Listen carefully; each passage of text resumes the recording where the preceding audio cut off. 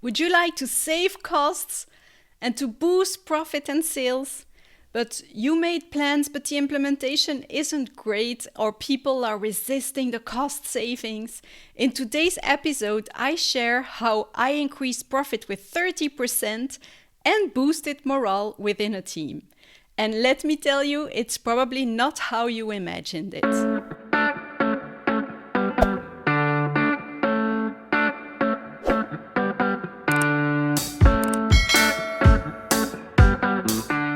There are only two ways of increasing profit. Either you increase revenues or you decrease costs. And sometimes you're in this situation where your revenues are decreasing, and so you don't have any choice but to first decrease costs, to even find the extra investments to be able to build new things to increase the revenues again. And that's when cost savings are necessary.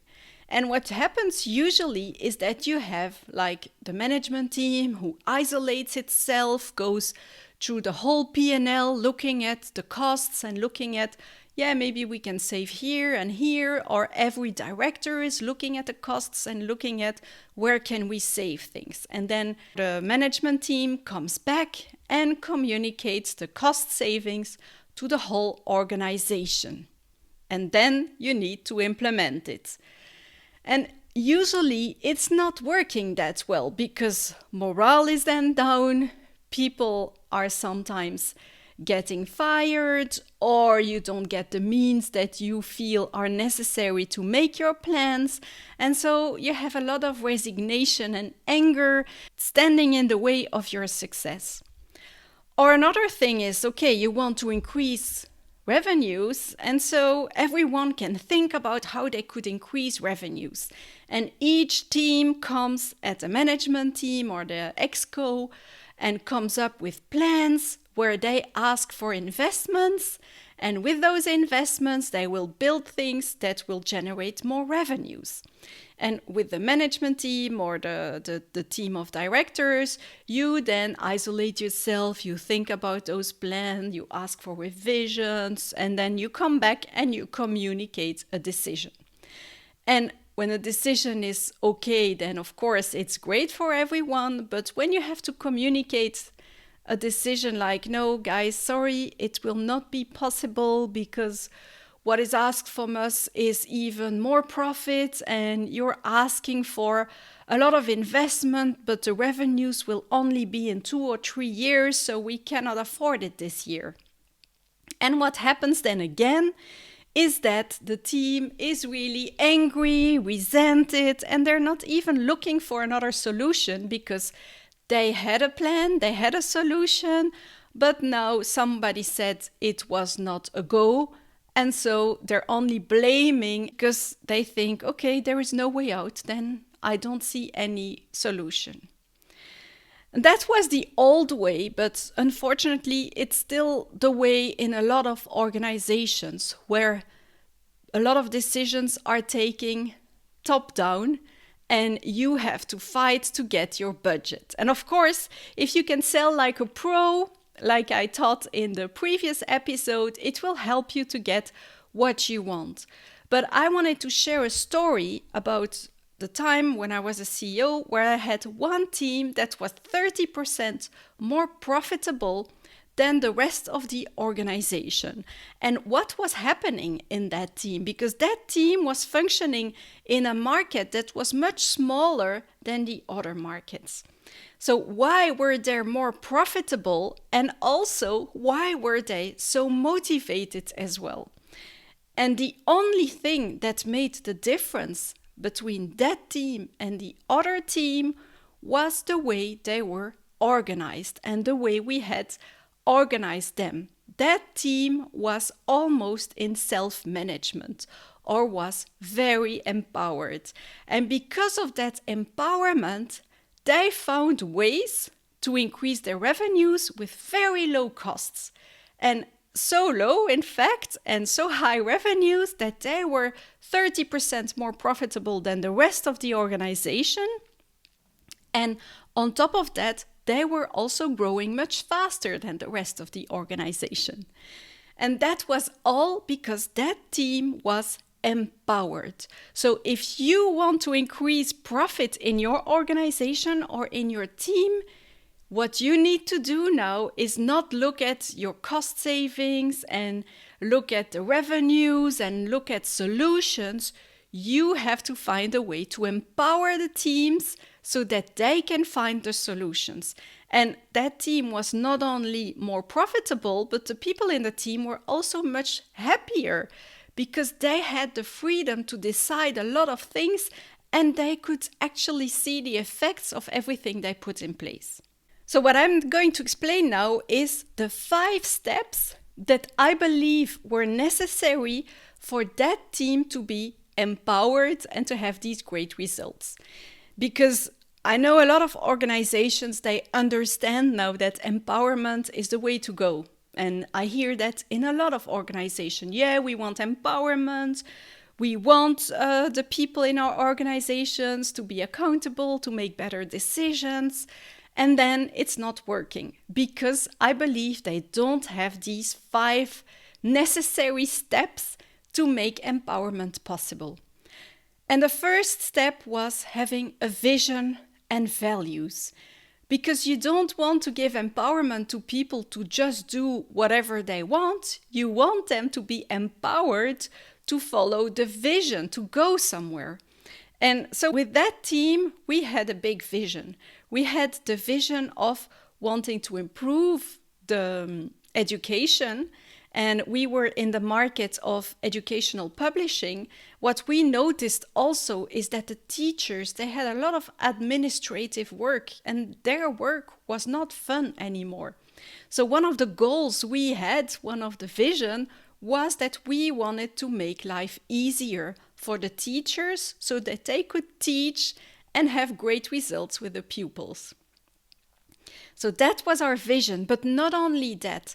In that team, in the past, that team didn't have such great results. It's a small team in a small market with no economies of scale, and they were dabbling a lot. And so that team also wanted to prove themselves and prove that they could work productively, be efficient, reach great results. They wanted to grow. And that's what I see in a lot of organizations. People, they want to be the best in what they do. Everyone wants to be the best in what they do. Nobody likes to suck. So we had this great vision, not only of wanting to improve education, of making the lives of the teacher easier, but also to prove that we could deliver great results as a team. That was the first step, vision and values, because you don't give empowerment to a team to just do whatever they want. You empower them to reach a vision that you have with your organization. Then the second step, it takes 2 to tango in empowerment. It's not just the people in the team that need to learn how to make better decisions and how to try new things, and when they fail, to try again, to analyze, to understand how a profit and loss works, a P&L, our accountability works. I, as a leader of that team, I also had to learn how to let go, how to give them more freedom, how to let them make mistakes. So it's really a game of how can you empower that team? You really have to think about what are your conditions of satisfaction. So as a team member, what do I need to feel able or to be empowered? I want training. I want the proper systems with the information available. I also want you not to be mad when I make a mistake. I want these kind of investments. And what did I need for letting go more? What I needed is I want to be informed, and I want to be sure that you follow this process. And these are the decisions that you can make, but these are the decisions that you cannot make because, for instance, hiring extra people, that was a decision that I even couldn't make. This was a decision where the final decision had to be made by the headquarters. So I couldn't empower them to do that because I wasn't even allowed to do it. So it's really about discussing the framework within which you're going to function. And within that framework, what do you need to be empowered? And what do the other person need to be able to let go? Because of course, it's not just, okay, you decide and I'll see what happens. I'll pray that everything happens okay.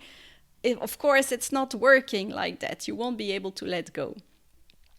So first, values and a vision. Secondly, the conditions of satisfaction of both parties. Thirdly, well, it's just like skiing. Imagine now that you learn to ski. You wouldn't go from the black rope or the most difficult rope as soon as you learn how to ski. You will first try an easy one and then a harder one and then the most difficult one. It's the same with empowerment. You have to take baby steps. And so, for instance, one of the baby steps we took was in the beginning when they made plans, when my team made plans and they wanted my approval, I would make the P&L for them. So I would make all the calculations for them, and then I would explain to them why it wouldn't work or why it was okay. I would then explain that to them. The second step, once they understood how a P&L worked, they would make the P&L and I would sit next to them and challenge them. Oh, no, I think there you got it wrong. This is the impact. Have you thought about this? So the second step was I would sit with them to make that P&L for every decision that they would make. And for those who don't know what a P&L is, it's a profit and loss statement. It's how much costs are you going to make for how much revenues are you going to have. And so you will have the profitability then. So that was a second step. And the last step was when they asked me something, I would just ask, did you make the P&L? And was it profitable? Then do it. And that was it. So we grew slowly from me doing it first, then to doing it together, and then they would do it by themselves. And how did they then become so profitable and could they grow? Instead of coming to me and asking me, I would like to make this, this, and this, but it would cost that much. Can I do it? And then I would say, no, it's not possible. It's too expensive. It's not profitable in the first year. So no, it's not possible. And they would go back with frustration, with blame towards me because I was the one preventing them from doing what they wanted. But now instead I would just say, look at your P&L. Can you afford it? Then do it. And of course there are risks included, but I'm willing to take those risks. And if it doesn't work, we will see together how we're going to fix that. And so when they noticed and they were doing their own calculations and noticed that it wasn't profitable, they would look for other solutions and they would keep looking until it was possible. So that's the third step. Take baby steps. Don't throw it all to the team immediately because then it will be frightening not only for your team but also for you because big mistakes will be made instead of small mistakes and that will spike your stress up. Then the fourth step that is also often forgotten in organization is if you want more empowerment, you have to have a systemic approach. It's not only about deciding what to do, it's also about, for instance, changing your systems so that you have the information available to make better decisions. And it's also about changing your organizational structure.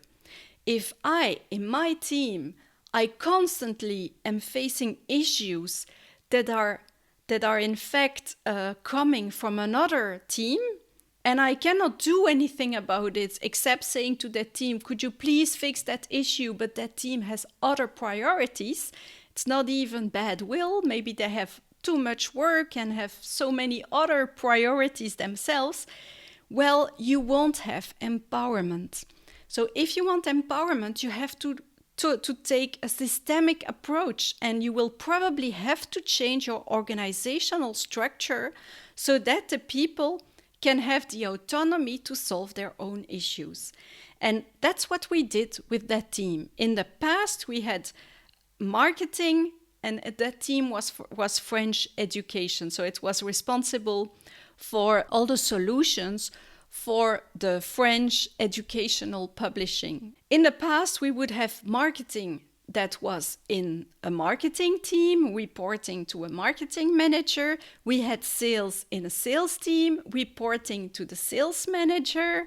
We had a production in a team or publishing in a team reporting to the publishing manager. And what we did with that team is that the marketing manager came back to the team, the sales came back to the team, and the publishers were in that team, and even the person responsible for the IT project came in that team. So we didn't have now a scattered team reporting to different persons with different priorities. We now had a team organized around the customer. So they could decide very easily, for instance, 1 year to decrease their marketing budget because they believed they needed to build something for publishing, or they needed more IT costs that year. So they would find it by decreasing their marketing budget. Or another year, they would see big opportunities and they decided to increase the marketing budget or to hire temps in sales because they could really feel that by increasing costs there and decreasing it a little bit in publishing, it would benefit the market. They could make those decisions, which would not have been possible if they had to negotiate with the marketing director, with the sales director, with the publishing director, and the IT director. So if you want empowerment, you will have to take a systemic approach, not only by changing the people's skills, because of course that is necessary. You will have to change also the culture, the habits of the people. It's not because you know something that it becomes automatically a habit. You have to practice and practice and practice before it becomes an ingrained behavior of yours. Then you might have to change your systems, especially information systems, if you want the people to have access to all the information to make the best decisions. And a lot of systems are now built to inform management team, but are not always, or to inform the separate divisions, but are not always built to inform and to make a P&L of a cross-functional team. And then you will have to change your team also. So your organizational structure, instead of having like all these departments, if you want to be empowered, you will have to try to remove as much interdependencies as possible and to organize yourself, for instance, around a customer or around a region or around a product type, whatever is necessary for you to remove these interdependencies so that people can seize their own opportunities or can fix their own issues without being too much dependent on other teams. So that was the 4th steps. So first step, value and vision. Secondly, your conditions of satisfaction of both parties. Thirdly, take baby steps. It won't happen overnight. Fourthly, take a systemic approach, and probably you will have to change your organizational structure, which will be the hardest, especially since the people at the top of the organization, the directors, will probably lose their current job. Because if you change from a functional structure to a cross-functional structure organized around a team, you don't need a marketing director and a sales director and a production director anymore. You will probably need new directors. So you will lose your current role, but it doesn't mean that you lose your job. So in our organization, the people in the management team got new roles. But that's very hard. It's often the biggest barrier of changing an organization is, in fact, the fear of the people at the top, because they are going to be the first ones to lose their current role. And then the last thing you will need to do if you want empowerment is, again, something that I see happening a lot of times, and that's you have to increase your awareness. You have to be able to be the leader you want to be, even under pressure.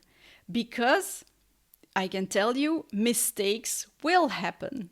Your team will make a mistake, and when that mistake is there, and you become dominant again and shout instructions again, you will shatter an environment that took you months to build. So you really have to be aware of how you are when you are under pressure. And there I see also a lot of leaders who come to me and say, I tried that empowerment with my team. I tried it and I said to the team, okay, now you can decide. And you know what? First of all, nobody decided. They didn't take any decision. And when they made a decision, it was really a bad one. And so it's not working and we're back to square one. It's really not possible. And that's probably because the leader of that team wasn't aware that, first of all, he didn't trust his team enough. He didn't accompany his team. And under pressure, he was probably becoming dominant or becoming angry or impatient. And so, of course, people then are tetanized by fear and don't dare to take risks and to try new things. And empowerment is, in fact, learning new skills. And when you learn new skills, you will make mistakes because you go out of your comfort zone. So you have, as a leader, you have to increase your awareness of how you behave under pressure. And you do that also by noticing what's happening inside of you. Where is the tension? Because often your body will react before you take action.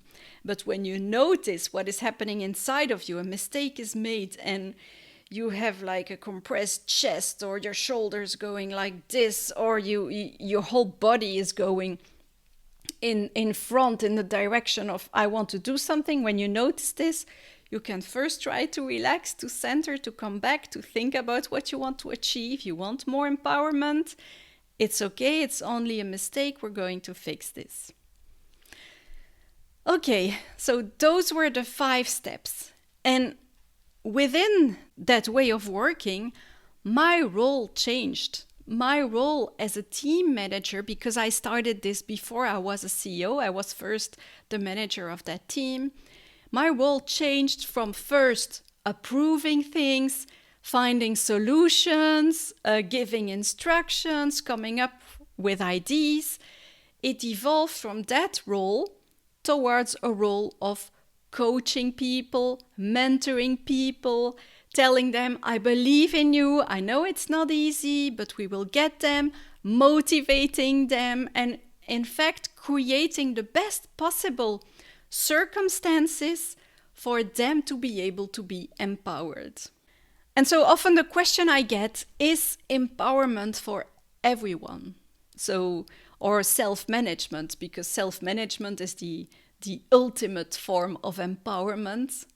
And it's a difficult question. I believe that, yes, it is for everyone. Everyone can learn to be empowered.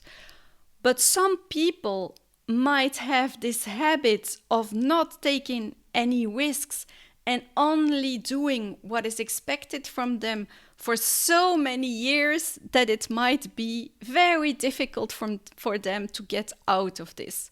So when we transformed our organization and increased empowerment, we had people who left, and who left because they didn't they didn't feel comfortable with this.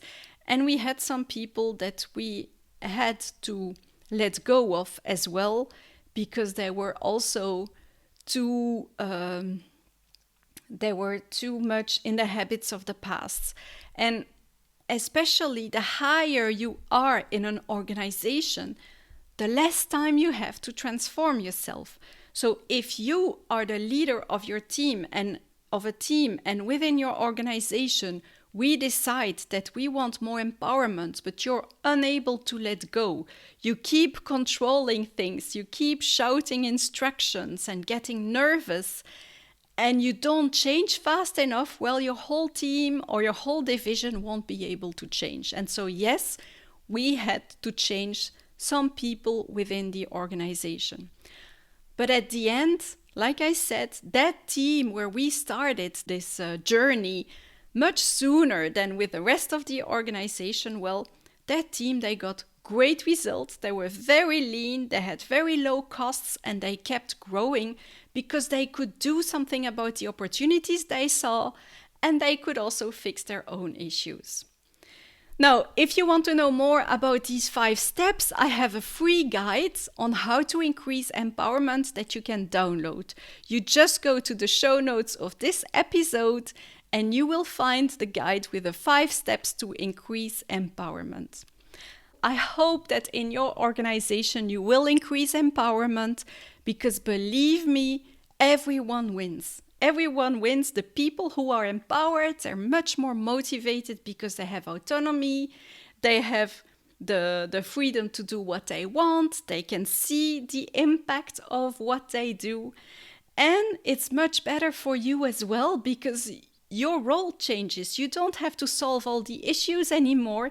You just have to create the circumstances and to motivate your team to get the results that you want. So thank you for listening to this episode, and I'll see you in the next one.